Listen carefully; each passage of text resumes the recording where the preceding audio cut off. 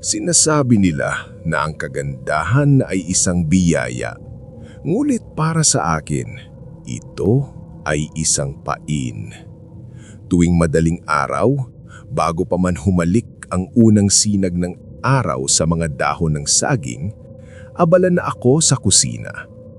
Ang usok mula sa nagbabagang uling ay yumayakap sa aking balat, ngunit hindi ako napapaso. Sanay na ako sa init. Ang bango ng malagkit na kanin, ang gata ng niyog at ang sariwang pandan ay sapat na upang mapalingon ang sinumang dadaan sa tapat ng aking munting dampa. "Marikit, ang aga mo na namang gumising," bati ni Aling Rosa. Ang kapitbahay kong tila laging may hinala, pero hindi makapagsalita dahil sa sarap ng tinda ko. Nginitian ko siya. Isang ngiting tipid. Sapat lang para ipakita ang aking mga mapuputing ngipin at ang biloy sa aking pisngi. "Kailangan po, Aling Rosa. Marami ang naghihintay sa aking bibingka at puto bumbong." Hindi niya alam, hindi lang kakanin ang inihahanda ko. Ang bawat dilaw na inilalako ko sa bayan ay may halong pampalinlang. Isang bulong sa dilim, isang patak ng aking laway na nagpapanatili sa kanilang panlasa na maghanap-hanap sa aking gawa. Pagdating ko sa palengke ng San Isidro, agad na nagkakagulo ang mga kalalakihan. Hindi dahil sa gutom sila sa kanin, kundi dahil gutom sila sa aking ganda. 18 taong kulang, may buhok na kasing itim ng gabi at balat na kasing kinis ng porselana. Sino ang mag-aakalang ang dalagang ito ay isang yangaw? Isa nga niyan, Marikit, yung kasing tamis ng ngiti mo. Biro ni Cardo, isang kargador na malakas ang katawan pero mahina ang isip. Iniabot ko ang kakanin.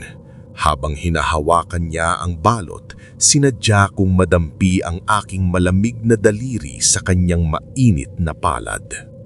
Nakita ko ang paglunok niya. Naramdaman ko ang mabilis na tibok ng kanyang puso. Para sa iba, iyon ay pag-ibig. Para sa akin, iyon ay musika ng isang biktima. "Mamaya, Cardo," bulong ko. Sapat lang para siya lang ang makarinig. "May espesyal akong luto sa bahay. Kung gusto mong tumikim, dumaan ka paglubog ng araw." Ang kanyang mga mata ay naningkit sa tuwa. Hindi niya alam, ang espesyal na luto ko ay hindi gawa sa malagkit. Ito ay gawa sa laman, sa dugo, at sa takot ng mga tulad niyang madaling maakit sa panlabas na anyo. Sa loob-loob ko, naglaluway na ang halimaw. Ang aking sikmura ay kumakalam, hindi para sa kanin, kundi para sa sariwang atay na titibok-tibok pa sa ilalim ng aking mga kuko. Sumapit ang takip silim. Ang langit ay naging kulay lila at kahel, tila isang sugat na unti-unting bumubuka. Nakaupo ako sa tapat ng aking hagdanan. Sinusuklay ang mahaba kong buhok habang hinihintay ang yabag ng mga paa sa tuyong dahon. Step, step, step. Narito na siya. "Marikit, napakadilim naman dito sa inyo," boses ni Cardo. Bakas ang kaba pero mas matimbang ang pagnanasa. Tumayo ako at dahan-dahang lumapit sa kanya. Ang liwanag ng buwan ay tumama sa aking mukha. Sa sandaling iyon, hinayaan ko ng bahagyang lumabas ang tunay kong kulay. Ang aking mga mata na dati ay mapupungay ay nagsimulang magningning na parang pusa sa dilim. Halika, Cardo, paanyayaan ko. Huwag kang matakot. Ang tamis na hinahanap mo ay narito na. Hinawakan ko ang kanyang braso. Ang init ng kanyang dugo ay tila tumatawag sa akin. Sa bawat segundong lumilipas, ang aking mga kuko ay unti-unting humahaba, nagtatago sa likod ng kanyang likuran. Ang aking panga ay nagsisimulang sumakit, naghahanda sa pagbuka na hindi kayang gawin ng isang normal na tao. Bakit? Bakit ang lamig ng kamay mo, Marikit? Tanong niya habang pilit na inaaninag ang aking mukha. Hindi na ako sumagot sa pamamagitan ng salita. Sa halip, isang mahabang halinghing ang kumawala sa aking lalamunan. Isang tunog na hindi galing sa isang dalagita, kundi sa isang nagugutom na mandaragit. Bago pa man siya makasigaw, bago pa man niya ma-realize na ang magandang tindera ay ang kamatayan mismo, naramdaman na niya ang talim ng aking mga ngipin sa kanyang leeg. Ito ang sikreto ng aking negosyo.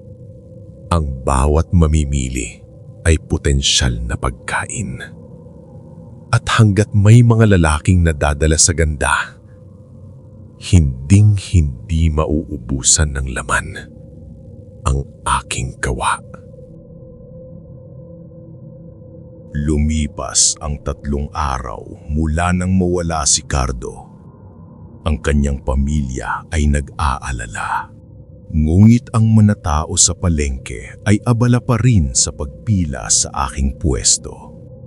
Habang hinihiwa ko ang malagkit na kalamay, naririnig ko ang kanilang mga bulong. Sabi nila, huling nakitang papunta si Cardo sa dulo ng baryo. Ani Aling Taseng habang nagbabayad. Ngumiti ako ng matamis. Baka naman pong lumuwas ng Maynila nang hindi nagpapaalam. Alam niyo naman ang mga binata ngayon, mapusok.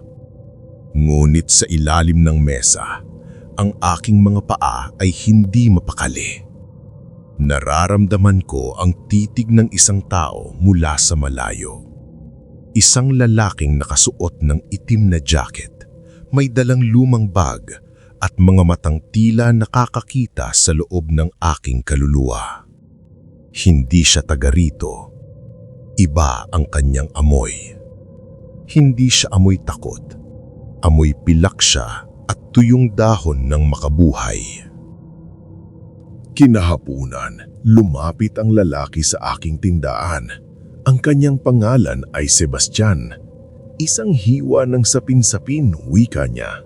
Ang boses niya ay malalim, parang agos ng ilog sa ilalim ng kuweba. Iniabot ko ang kakanin. Ginamit ang dati kong gawi, ang haplos ng daliri. Ngunit sa halip na mabitag, hinawakan niya ang aking pulsuan ng mahigpit. Napasimanap ako.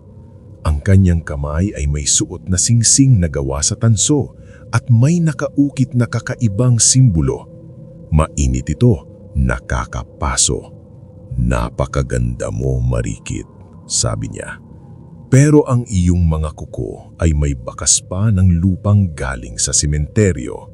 Binitawan niya ako at naglakad palayo ng hindi kinakain ang binili niya. Doon ko nalaman, hindi lahat ng bumibisita sa akin ay biktima. Ang iba ay mga ngaso. Sa loob ng aking dampa, naramdaman ko ang pag-atake. Ang iyang gaw ay hindi lamang isang uri ng aswang. Ito ay isang sumpa na kailangang ipasa o busugin. Kung hindi ako makakakuha ng bagong biktima, ang sarili kong laman ang kakainin ng halimaw sa loob ko. Nagsimulang mangati ang aking lalamunan. Ang bango ng pandan ay naging amoy ng nabubulok na karni sa aking pang-amoy. Kailangan ko ng dugo. Hindi lang basta dugo, kundi dugo ng isang taong may malinis na hangarin. Tumingin ako sa salamin. Ang aking magandang muka ay nagsisimulang magbitak. Ang porselanang balat ay unti-unting nagiging kulay abo. Kailangan kong kumilos. Si Lolo Tino ang pinakamatandang albularyo sa baryo. Siya ang nagsimulang magsaboy ng asin sa paligid ng palengke. Alam niyang may masamang espiritong nananahan sa gitna nila. Isang gabi, dinalhan ko siya ng suman. "Lolo, pampalakas niyo po," malambing kong sabi. Alam kong alam niya. Nakita ko ang paminginig ng kanyang mga kamay habang inaabot ang pinggan. "Marikit, itigil mo na ito bago pa mahuli ang lahat," bulong niya. "Gutom lang ito, Lolo," sagot ko habang ang aking anino sa dingding ay nagsisimulang humaba at magkaroon ng mga pakpak. Nang gabing iyon, hindi na nakita si Lolo Tino. Ang tanging natira sa kanyang kubo ay ang pinggan ng suman na hindi man lang nabawasan at ang bakas ng isang malaking ibon na lumipad patungo sa kagubatan. Hindi tumitigil si Sebastian. Natagpuan ko ang aking sarili na sinusundan siya sa gubat.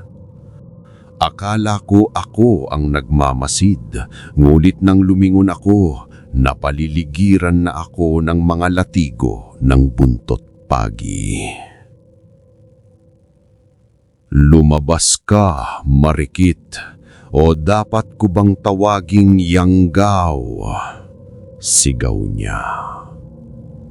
Lumabas ako mula sa mga anino. Hindi na ang dalagitang nakasuot ng barot saya, kundi ang nilalang na may matatalas na kuko at nanlilisik na mga mata. "Bakit mo akong pinapakialaman? Ang mga tao ay kusang lumalapit sa akin dahil sa kanilang pagnanasa." "Ang ganda mo ay isang kasinungalingan," sagot niya, habang inilalabas niya ang isang bote ng langis na kumukulo. Nagtagpo ang aming lakas. Mabilis ako, ngunit bihasa si Sebastian. Sa bawat kaskas ng aking kuko, may balik na hapdi mula sa kanyang mga anting-anting.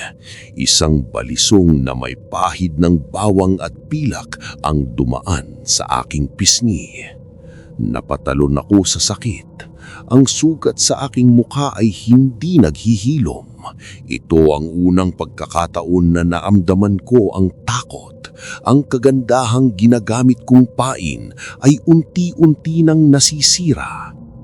Hindi ka makakatakas, Marikit. Ang bawat kakaning itininda mo ay may bilang, banta ni Sebastian. Bumalik ako sa baryo na duguan. Ngunit huli na ang lahat.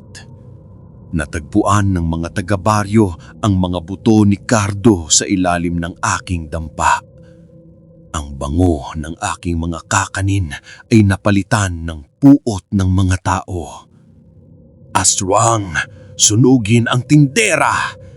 sigaw ng mga dating humahanga sa akin. Ang mga lalaking dati ay naglalaway sa aking ganda ay sila na ngayong may hawak na sulo at itak. Nakakatawa ang tao. Mabilis maakit pero mas mabilis magalit kapag nalaman ang katotohanan. Nakaligid sila sa aking dampa. Naririnig ko ang lagitik ng apoy na unti-unting lumalamon sa aking bahay. Wala na ang magandang dalaga. Ang aking buhok ay nalagas. Ang aking likod ay bumuktot. At ang aking mga ngipin ay naging mga pangil na handang pumatay. "Gusto nyo ng kakanin?" sigaw ko habang tumatalon mula sa bintana patungo sa bubungan. "Hayaan niyong ipakita ko sa inyo ang tunay na tamis ng kamatayan." Sa ilalim ng bilog na buwan, hindi na ako nagtago. Ang yangaw ay malaya na. Habang papalapit si Sebastian at ang mga taga-baryo, isang malakas na hiyaw ang pinakawalan ko na yumanig sa buong San Isidro. Hindi pa ito ang dulo. Hanggat may gutom sa mundo, laging may pwesto ang aking mga kakanin. Sa kabilang buhay. Ang init ng apoy sa aking paligid ay hindi hihigit sa init ng galit sa aking dibdib. Pinanood ko silang lahat. Ang mga lalaking dati ay nag-aalay ng tula at bulaklak sa akin. Ngayon ay may hawak na matutulis na kawayan at sulo. "Halika, Sebastian!" Hiyaw ko habang lumalundag ako sa itaas ng punong mangga. Ang boses ko ay hindi na kasing tingkad ng kampana. Ito ay parang pagkiskis ng dalawang tuyong buto. Mabilis na kumilos si Sebastian. Naghagis siya ng isang lambat na binasbasan ng benditang tubig at tanso. Nang tumama ito sa aking balat, parang libu-libong karayom ang bumaon sa akin. Bumagsak ako sa lupa, humihingal, habang ang usok mula sa aking nasusunog na balat ay humahalo sa amoy ng uling. "Tapos na ang panlilinlang mo, Marikit," sabi niya habang papalapit. Ang kanyang balisong ay kumikinang sa ilalim ng buwan. "Ang kagandahang ninakaw mo sa mga biktima mo ay kukunin na ng lupa." Tumawa ako ng paos. "Ninakaw? Hindi ko ito ninakaw, Sebastian. Ibinigay nila ito ng kusa. Binigyan ko sila ng tamis at kapalit niyon ay ang kanilang mga kaluluwa. Sino ang mas masama? Ang halimaw na nagugutom o ang mga taong handang pumatay dahil lang nabigo ang kanilang pagnanasa?" Sa isang iglap, bago pa niya maitarak ang pilak sa aking puso, sinunggaban ko ang kanyang braso. Hindi upang pumatay, kundi upang ipakita sa kanya ang nakikita ko. Sa pamamagitan ng aking haplos, ipinakita ko sa kanya ang itim na bahagi ng puso ng bawat taong naroon, ang kanilang mga lihim na kasalanan, ang kanilang sariling gutom. Natigilan si Sebastian. Nakita niya ang katotohanan na ako ay refleksyon lamang ng kanilang mga sariling dumi. Ngulit ang katarungan ay hindi marunong magpatawad. Itinulak niya ang balisong. Ramdam ko ang lamig ng pilak na tumagos sa aking dibdib. Ang aking paningin ay nagdilim at ang huling narinig ko ay ang hiyawan ng tagumpay ng mga taong akala ay ligtas na sila. Lumipas ang mga dekada. Ang dampa sa dulo ng bayan ay naging abo na at tinubuan ng mga damo. Ang pangalang Marikit ay naging isang panakot na lamang sa mga batang ayaw matulog sa tanghali. Sinasabi nila na napatay na ang aswang. Sinasabi nila na malinis na ang San Isidro. Ngunit sa bayan ng San Isidro, may isang bagong tindera na sumulpot sa kabilang kanto. Hindi siya nagbebenta ng kakanin. Ang tinda niya ay mga modernong pabango at gayuma ng kagandahan. Siya ay napakaganda rin. May mga matang mapupungkay at ngiting tila walang itinatago. Isang hapon, isang binatang apo ni Cardo ang lumapit sa kanya. "Ang bango naman yan, miss. Pwede bang makahingi ng sample?" Ngumiti ang dalaga. Ang kanyang mga daliri na mahaba at maputi ay dahan-dahang humaplos sa palad ng binata. "Sige, ilapatan natin sa balat mo para malaman mo kung gaano ito katamis." Ang yanggaw ay hindi namamatay sa pilak o sa apoy. Ang yanggao ay isang ideya, isang sumpa na nagpapatuloy hanggat ang tao ay mas kumikiling sa panlabas na anyo kaysa sa katotohanan. Ang kagandahan ay laging magiging isang bitag at ang gutom ay laging makakahanap ng paraan upang mapunan. Sa dilim ng gabi, kung makakarinig ka ng tunog ng nagkiskisang pakpak at amoy ng sariwang pandan, huwag kang lilingon dahil baka ang susunod na kakanin na ihahain ay ikaw.